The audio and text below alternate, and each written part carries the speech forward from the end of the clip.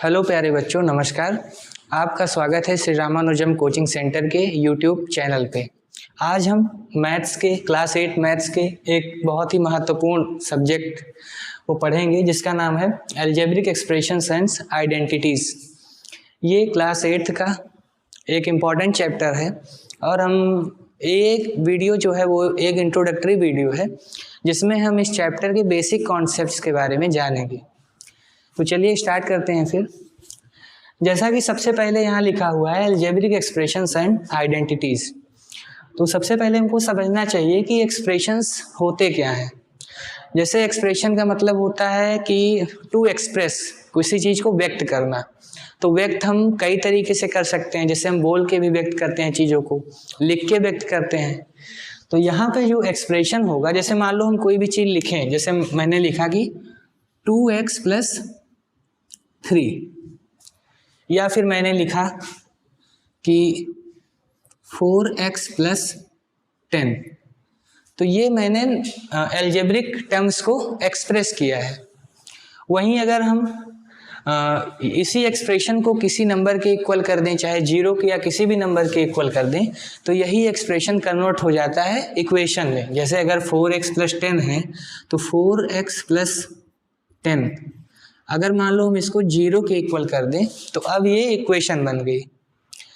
तो ये था एक्सप्रेशन के बारे में। अब हम कुछ बेसिक चीज़ों को जानेंगे इसको पढ़ने से पहले, जिनका यूज हम इस चैप्टर में आगे करने वाले हैं। जैसे कि सबसे पहली चीज़ है इसमें टर्म्स।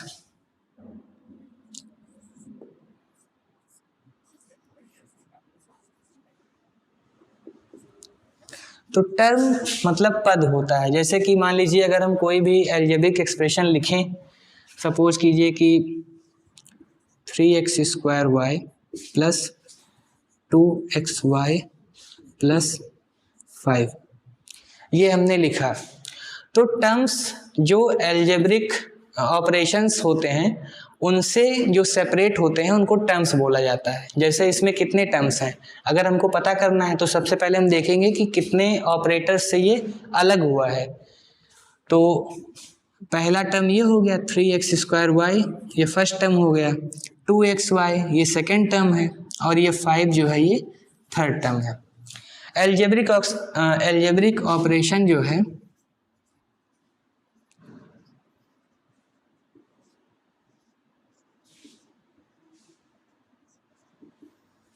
ये मेनली 4 होते हैं: प्लस, माइनस, मल्टीप्लाई और डिवाइड। तो यहाँ देखो 2 साइन है, दोनों प्लस का है, तो इनसे जो अलग हुए हैं वही हमारे टर्म्स होंगे। जैसे अगर इस एक्सप्रेशन में हम कहें कि इसमें कितने टर्म्स हैं, तो एक टर्म देखो ये है 3x², दूसरा टर्म है 2xy और तीसरा टर्म है 5। तो इस तरीके से कह सकते हैं कि इसमें 3 टर्म हैं। दूसरी चीज़ जो हमको पता होनी चाहिए वो होनी चाहिए कि फैक्टर्स क्या होते हैं। फैक्टर्स, तो फैक्टर्स जो होते हैं उन्हीं से मिलके टर्म बनता है। जैसे यहाँ पे 3x² लिखा हुआ है, तो 3x² को अगर हम नीचे लिखें तो ये किससे मिलके बना हुआ है। जैसे अब यहाँ हम देखें तो यहाँ 3 भी है, यहाँ x 2 बार है और फिर y है। तो जब हमने इसको अलग अलग कर दिया तो ये जो टर्म्स ये जो संख्याएं लिखी गई हैं यही फैक्टर्स होती हैं। और जैसे x y है तो ये सब जो है अलजेब्रिक टर्म्स हैं या वेरिएबल्स हैं, और 3 जो होता है वो न्यूमेरिक टर्म होता है। तो ये फैक्टर्स के बारे में था। अब इसके बाद हम देखेंगे कि कोफिशिएंट क्या होता है।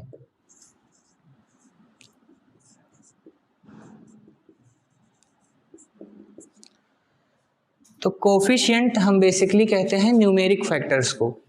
जैसे यहाँ पे लिखा गया है 3x² y + 2xy + 5, तो यहाँ पे न्यूमेरिक फैक्टर्स जो होंगे, जैसे अगर हम बात करें कि 3x² में कोफिशिएंट क्या है, तो यहाँ देखो न्यूमेरिक फैक्टर जो है वो 3 है, बाकी सब तो वेरिएबल्स हैं। इसका मतलब 3 जो है हमारा वो कोफिशिएंट है।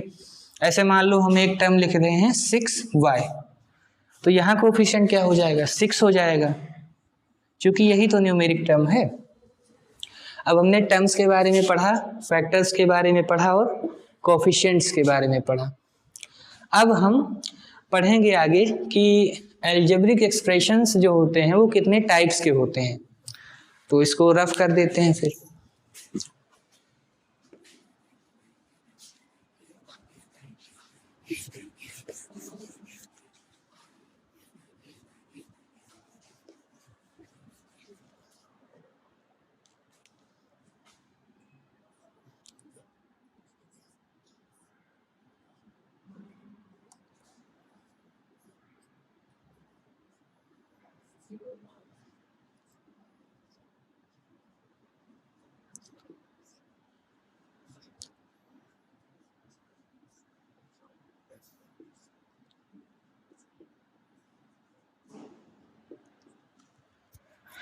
तो टाइप्स में सबसे पहले हम देखेंगे कि मोनोमियल्स।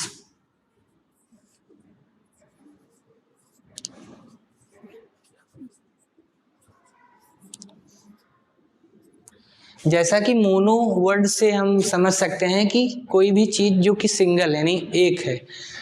तो मोनोमियल्स ऐसे एल्जेब्रिक एक्सप्रेशंस होते हैं जिसमें केवल एक टर्म होता है। जैसे मान लो हमने लिखा कि 4x, तो यहाँ केवल एक ही टर्म है, तो ये मोनोमियल का एग्जाम्पल है। या हमने लिख दिया कि 8y, तो ये भी मोनोमियल का एग्जाम्पल है।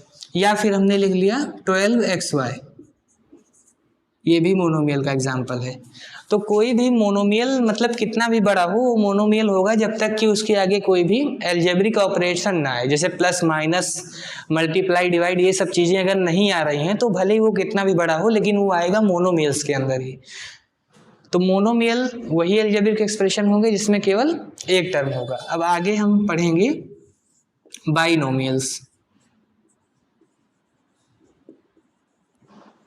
बाइनोमियल्स, बाई का मतलब 2 होता है, तो ऐसे एल्जेब्रिक एक्सप्रेशंस जिसमें 2 टर्म्स होते हैं उसको हम बाइनोमियल्स कहेंगे। जैसे बाइनोमियल्स का अगर हम एग्जांपल लिखना चाहें तो हम लिख सकते हैं कि 4x प्लस 3y, या हम लिख सकते हैं 8x प्लस 10y। तो इसमें देखो 2 टर्म्स हैं, तो ये जो है वो बाइनोमियल का एग्जाम्पल है। अब तीसरा जो होता है वो ट्राइनोमियल होता है।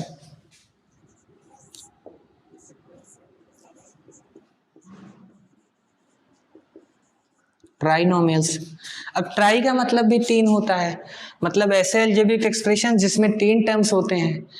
अब इसको हम लिखेंगे तो जैसे मान लीजिए हमने लिखा कि 2x square plus 4x plus 10, तो इसमें 3 टर्म्स हैं इसीलिए ट्राइनोमियल हो गया। या अगर हम कोई दूसरी एक्सप्रेशन लिखें 4y square minus 8y plus 16, तो ये भी ट्राइनोमियल का एक बढ़िया एग्जाम्पल है। अब इसके बाद होता है पॉलिनोमियल, जो चौथी टाइप होती है उसको हम कहते हैं पॉलिनोमियल।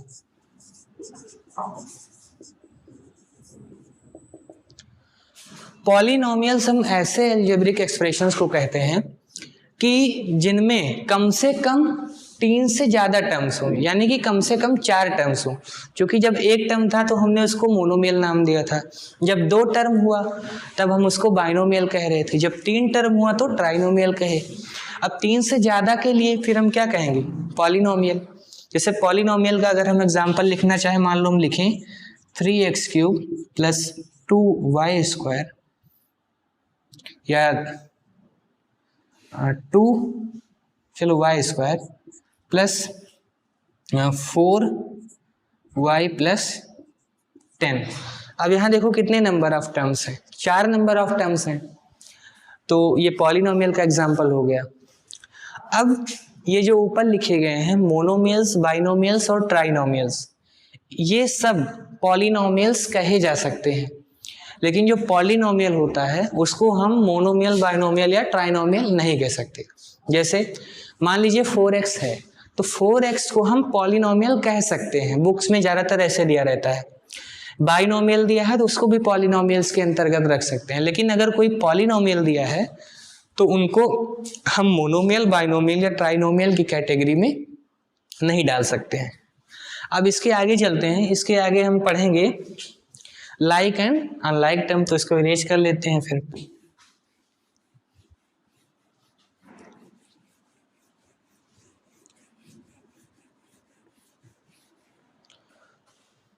अब हम देखते हैं कि लाइक टर्म्स और अनलाइक टर्म्स क्या होते हैं। तो सबसे पहले हम देखेंगे कि लाइक टर्म क्या होते हैं।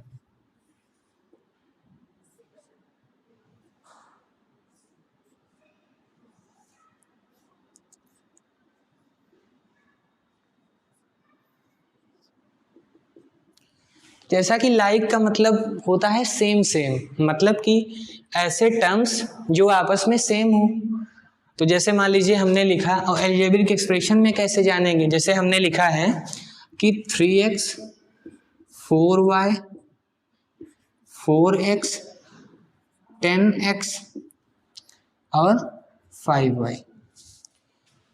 अब अगर हम इसमें देखें तो लाइक टर्म्स कैसे देखते हैं। सबसे पहले कि हम देखते हैं वेरिएबल कौन सा है। जैसे मान लीजिए कि अगर यहाँ पे 3x में वेरिएबल x है, तो हम देखेंगे कि आगे जो है वो x वेरिएबल कहाँ कहाँ पे है।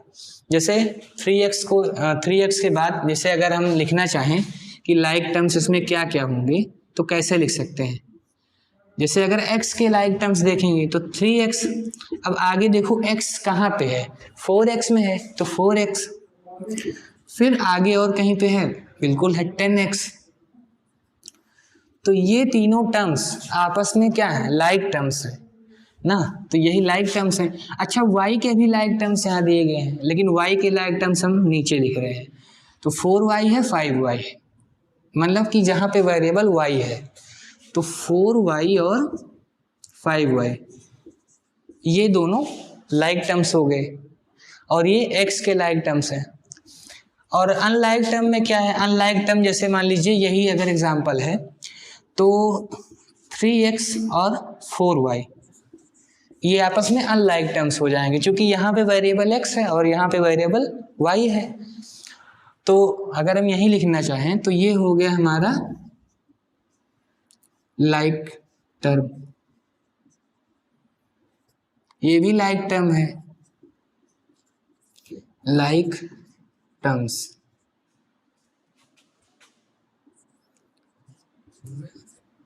वेयर वेरिएबल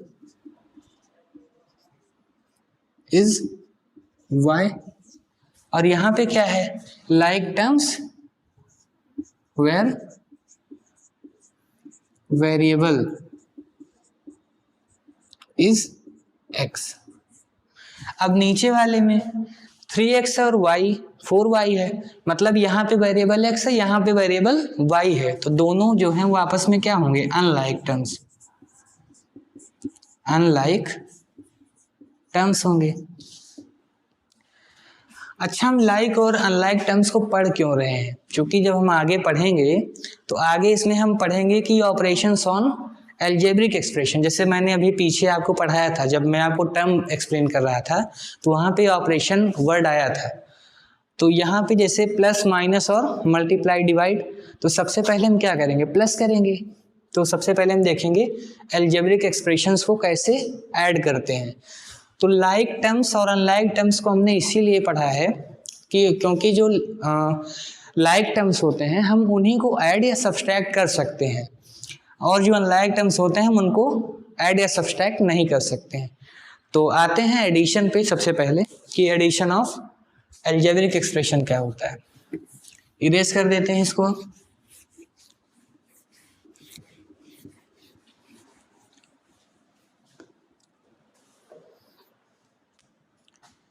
तो सबसे पहले लिखेंगे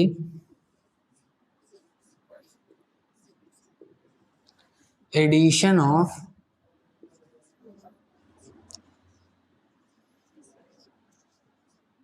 अलजेब्रिक एक्सप्रेशंस।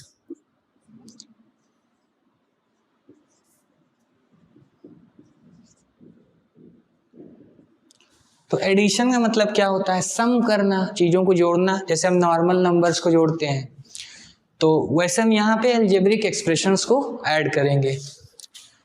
तो एडिशन में हमने अभी आपको बताया कि हमेशा जो है वो लाइक टर्म्स ही आपस में ऐड या सब्सट्रैक्ट होते हैं। तो मान लीजिए अगर मैं कोई एग्जांपल लूं कि जैसे दिया है 3x plus 10x plus 5x, आपको इसको ऐड करना है। तो सबसे पहले हम धीरे धीरे आगे बढ़ेंगे। तो यहाँ पे अगर हम इसको ऐड करें तो सबसे पहले हम यहाँ देख रहे हैं कि यहाँ पे हर जगह वेरिएबल x है। इसका मतलब ये जो टर्म्स हैं ये लाइक टर्म्स हैं, तो हम इनको डायरेक्टली ऐड कर सकते हैं। तो अगर सबको ऐड करेंगे तो क्या आएगा, 10 और 3 13 और 5 18, यानी कि हमारा आंसर होगा 18x। और फिर अब आगे हम देखते हैं, जैसे मान लीजिए अगर हमको ऐड करना है कि 3x plus 5y plus 12x plus 12y। अब यहाँ देखिए दो वेरिएबल्स हैं, यहाँ x भी आ रहा है और y भी आ रहा है। तो यहाँ पे हम सेम वेरिएबल को एक साथ ऐड कर देंगे और जो दूसरा वेरिएबल है उसको उसके साथ ऐड कर देंगे।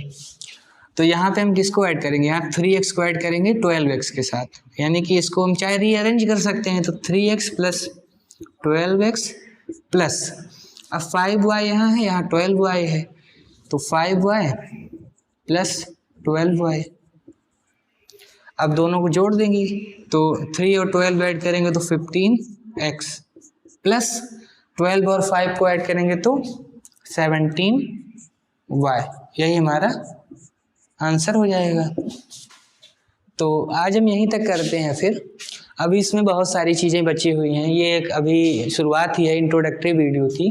अभी हम इसमें सब्सट्रैक्शन, मल्टीप्लिकेशन, डिवीज़न तमाम चीज़ों को पढ़ेंगे और आइडेंटिटीज़ के बारे में जानेंगे कि आइडेंटिटीज़ क्या होती हैं। तो आज के लिए इतना ही। अगर वीडियो अच्छा लगा हो तो वीडियो को लाइक कीजिएगा, चैनल को सब्सक्राइब कीजिएगा और दोस्तों के साथ शेयर कीजिएगा, जिससे बहुत सारे लोग जो हैं इसका फ़ायदा उठाएं। तब तक के लिए धन्यवाद।